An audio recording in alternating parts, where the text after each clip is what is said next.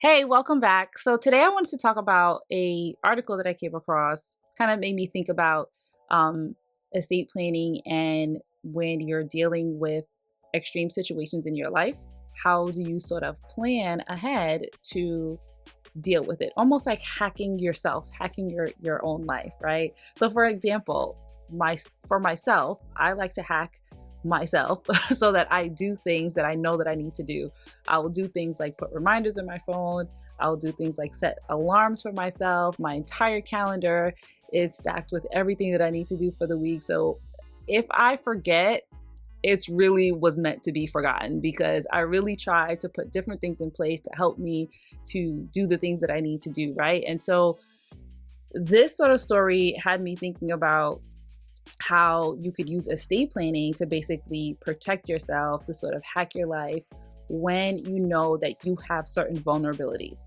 So, the story that I wanted to talk about is about Matthew Perry, and he is the character that played Chandler in the TV series Friends. And I was a huge fan of Friends.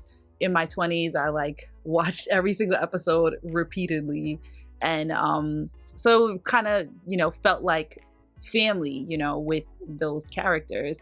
And so when I heard Matthew Perry died, I was very saddened by it. But I also did know in following the cast that he did struggle with substance abuse, right? And so hearing about his death and learning that he actually did have an estate plan in place was really heartwarming because even though he had these addictions, even though he struggled in his life, even though he had a lot of ups and downs, a lot of issues, the good thing is it seemed that he did have a circle around him that was able to say, hey, you need to put some planning in place. These are the things that you need to do. And it's good that he thought to do it, knowing that, you know what, I am struggling with this thing in my life. There may be a circumstance where my estate planning is going to really come in handy, right? And so I learned a lot from this that I wanted to share from you. So let's just get right into it. So I wanted to talk more than just about wills and trusts, but how two things actually. One, how your financial literacy can sort of help you protect what you have now and into the future and for the next generation. And then also how you can sort of use your struggles to help you plan for what potential things might come, right? Whatever pitfalls might come in your life.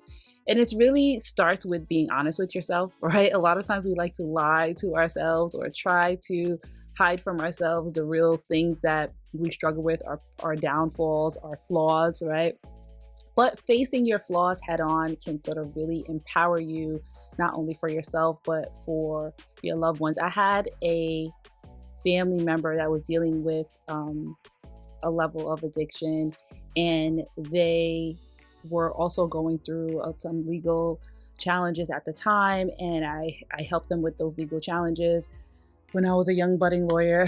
And that part of it sort of worked out, but then they came into a sum of money, and knowing that they were going through this battle with addiction, had the foresight enough or the wherewithal to say, listen, I don't want to be in charge of this money because I feel like I might waste it, I might lose it, I might, make bad decisions when I'm not in my right mind state. So they asked me to hold on to the funds for them, which was a really good thing for them because now they're doing great, they're doing wonderful, they're completely turned their life around, and now they have their resources to be able to rely on and not have that be another regret of their past. So it is a great thing to be able to plan and be honest and realistic with yourself and plan for what is to come or potential things that can go wrong in your future. So let's start with planning for potential life struggles, right? So with Matthew Perry,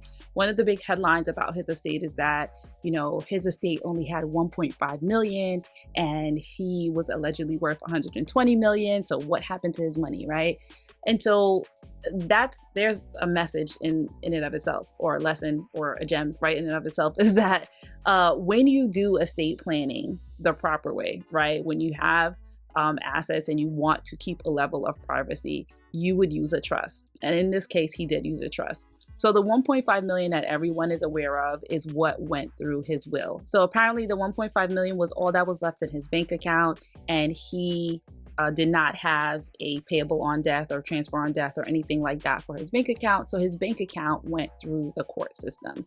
And for somebody with $120 million estate, 1.5 million is not a large sum of money to have sitting in his bank account for him to have regular access to. But because that went through the court process through his will, then it became public knowledge and everyone was able to know that this 1.5 million exists. But the good part of him putting together his estate is that the majority of his assets went through his trust. And because it's a trust, it's private. And so you don't get to know what he did with those funds. But we do know that he had a trust, and we do know that he made provisions for it. Now, why would someone like Matthew Perry, create a trust in this manner? And so there's a lot of speculation, but one of the things that we can say is perhaps knowing that he had this circumstance, this challenge with addiction, with substance abuse, in order to prevent mismanagement, in order to prevent him making bad decisions with his funds, he had a trust. Now, we don't know who the trustee of his trust was, if he was the trustee or if someone else was. We can go ahead, just for argument's sake, we'll assume that he put someone else in charge of his trust so that he himself would not mismanage his funds. And so when you do something like that, that is a level of asset protection, right? So he's making sure that he's protecting his assets from himself.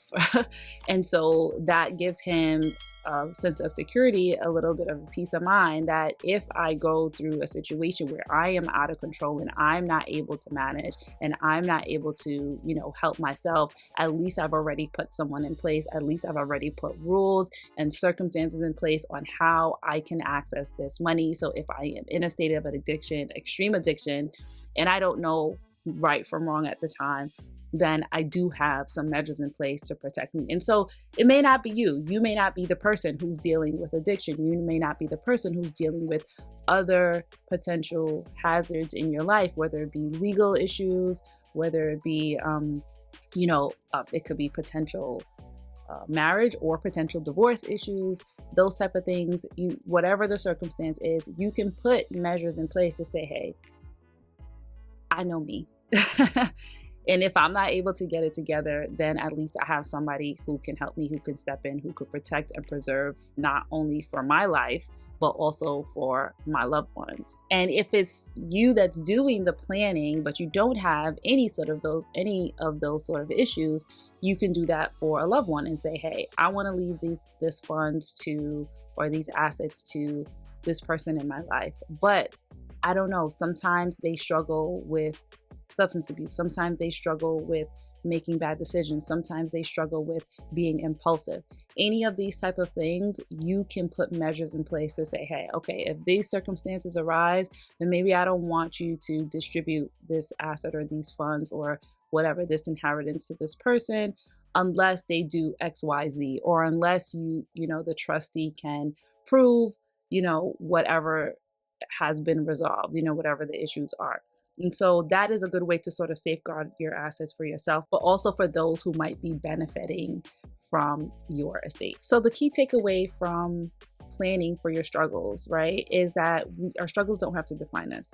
They can inform us. They could be guideposts to let us know, okay, what do I need to do to make sure that I'm going to be okay, my family's going to be okay, especially if you have young children, that they're going to be okay. How can I plan better for these type of situations? And I'll just use this example as well, like the whole situation that's going on with Diddy or Sean Combs, however you know him. If you're living a lifestyle where you think that it might be risky, right? You know that you might be doing things that are wrong or have done a whole heap of things that were wrong. And there's evidence and there's proof out there to prove that. You might want to make sure that you also plan for those things. You might want to make sure that you put a plan together when you have children depending on you, and maybe your parents depending on you, and other family members depending on you, whatever it is. Make sure you use your own struggles, your own landmines and pitfalls as a guidepost on the urgency of planning and the type of planning that you need to do. And that's going to require you to be open and honest with your legal counsel as well. And I wouldn't recommend, if you are doing any type of planning to safeguard against issues and concerns in your life, that you just take it upon yourself to try to find a way to do it online or something like that. You definitely want to get legal counsel to make sure that you are covering all of your bases. The second part that we talked about was about having financial literacy and how important it is to understand what these different tools mean, what they are, and how they can be applied to your circumstance and your situation. And also, it is good to know what a will is, what a trust is, and the basics.